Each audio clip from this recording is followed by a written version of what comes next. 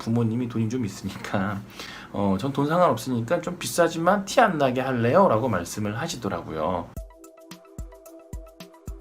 네, 안녕하세요. 노블라인의 백현우 원장입니다.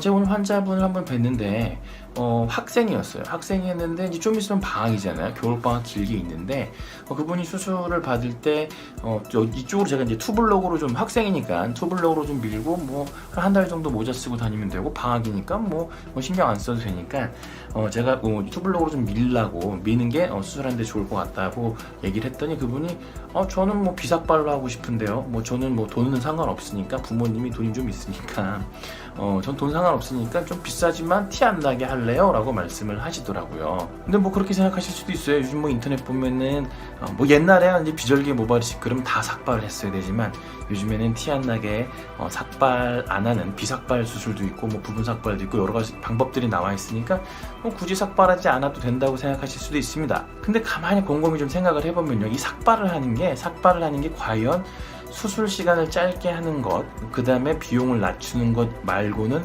좋은 게 하나도 없을까요? 그걸 한번 좀 생각을 해봐야 될 필요가 있어요.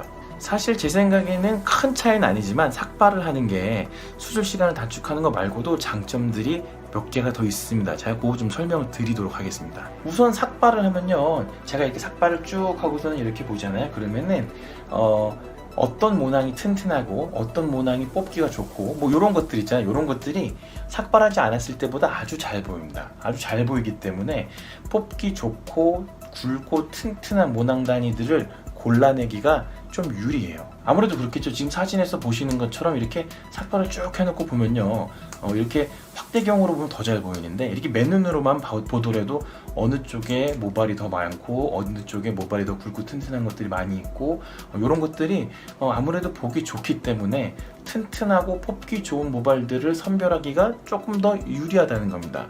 그리고 두 번째로요, 저희가 뽑을 모낭들을 뒤에 그 뒤쪽 뒤통수랑 옆통수에다가 전반적으로 잘 분산을 시킬 수가 있어요. 그게 무슨 뜻이냐면요, 뒷머리가 이렇게 있고 저희가 뽑을 면적이 이만큼이라고 그래요. 이만큼에서 뽑을 건데 만약에 10개를 뽑는데 10개를 하나, 둘, 셋, 넷, 다섯, 여섯, 일곱, 여덟, 아홉, 열 이렇게 뽑으면은 가장 좋은 수술이 되겠죠. 만약에 10개를 하나, 둘, 셋, 넷, 다섯, 여섯, 일곱, 여덟, 아홉, 열 이렇게 뽑으면은 별로 좋은 수술이 안 될 겁니다.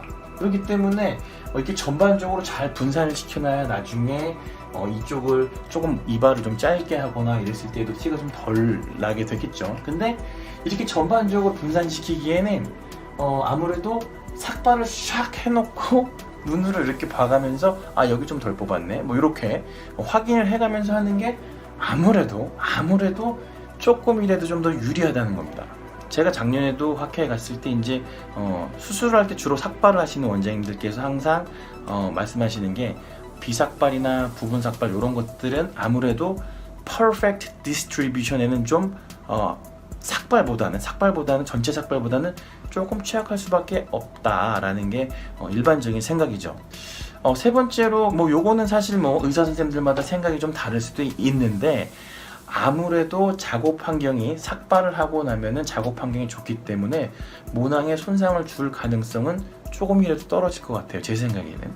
뭐 일할 때도 마찬가지죠. 일할 때도 뭐 책상을 깨끗하게 이렇게 정리해 놓고 일을 하면 속도도 좀 더 나고 더 정확하게 일을 할 수 있겠죠. 막 지저분하게 어질러 놓고 하면은 효율이 잘 안 오르잖아요. 마찬가지로 머리카락을 딱 밀어놓고 잘 보이는 시야도 확보가 잘 돼 있는 상태에서 일을 하는 거랑 머리카락 막 넘겨가면서 막 펀치하려고 그러는데 여기는 머리카락이 내려올 수도 있고 막 시야도 가려질 수도 있고 막 요런 일이 생기는 그런 상황이면은 아무래도 정확성이 많이 떨어진다는 얘기는 아니에요. 조금이라도 떨어질 가능성은 있다는 겁니다. 왜냐하면 이 비절개 모발 이식이라는 게 작업 환경을 아주 좋게 삭발을 해놓고 수술을 해도 몇 퍼센트의 모발은 잘리거든요. 잘리는데 그거를 작업 환경을 점점 더 어렵게 만들면은 점점 손상이 될 가능성이 조금이나마 올라갈 가능성이 있다는 겁니다. 이렇게 삭발의 장점들이 있습니다. 장점들을 이렇게 알고 난 다음에도 환자분들이 이걸 알고 난 다음에도 도저히 나는 티가 나면 절대 안 되고 휴가도 못 쓰고 뭐 이런 절대로 티가 나면 안 되는 그런 상황인 경우에 이제 뭐 부분 삭발을 할 수도 있고 비삭발을 할 수도 있고 그렇죠. 그리고 씹는 양이 그렇게 많지 않고 탈모 진행이 많이 되지 않을 분들, 그런 분들이야 제가 말씀드린 게 별로 의미가 없죠. 뒤에서 모낭 손상이 조금 더 생기면 조금 더 많이 뽑으면 되는 거고, 완벽하게 다 균일하게 나눠서 이렇게 딱 펀치를 하지 않아도 되는 거고, 여러 가지 그런 걸 다 극복할 수 있죠. 씹는 양이 좀 적거나 이러면은.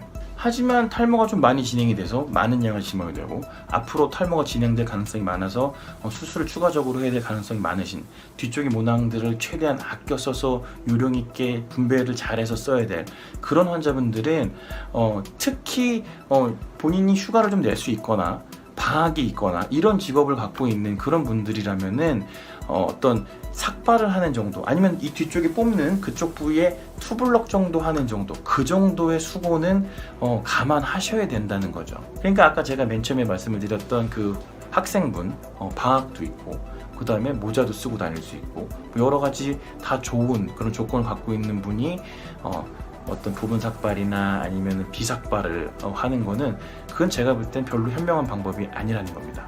부모 돈이라고 그렇게 돈을 막 그냥 쓰면 되냐.